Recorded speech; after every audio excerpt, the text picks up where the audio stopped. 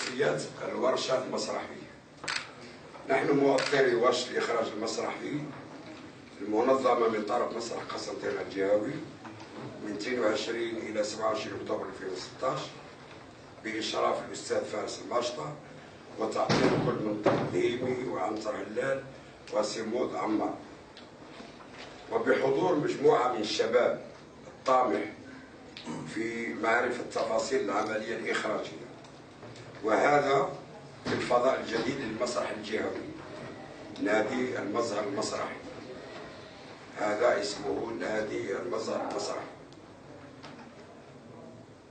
وخرجت الورشة بالتوصيات التالية: أولا، نوصي أن تكون ورشة من الورشات القادمة استمرارا لموضوع الإخراج المسرحي ومتخصصة في العمل على المخرجة أريان مشكل ومخرجين آخرين ذوي حضور وتجربة سواء من الجزائر أو من الخارج.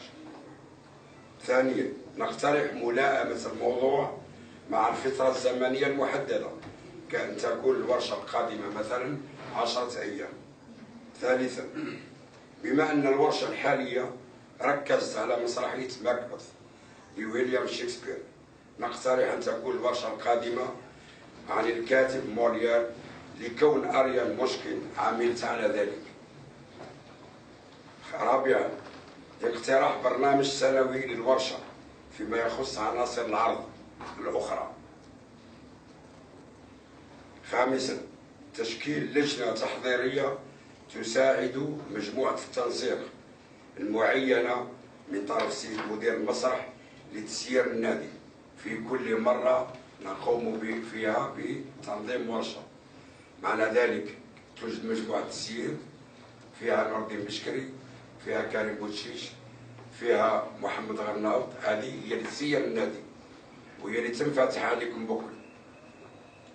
المرة الجاية هم وطبعا بإشرافي دائما نعينوا لجنة يعني تنظيم تساعد هذه المجموعة للعمل.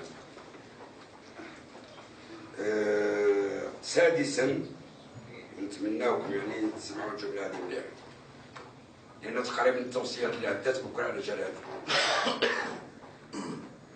يثمن المشاركون حضور الفنان العراقي فارس الماشطة تصفيق أول.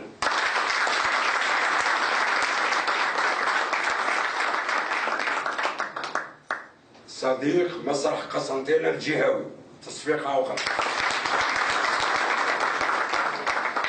والآن يعني جملة هي باسمكم جميعا يعني ويكرمونه جميعا على هذا الأساس. التكريم الذي نقدمه الآن هو باسمكم جميعا.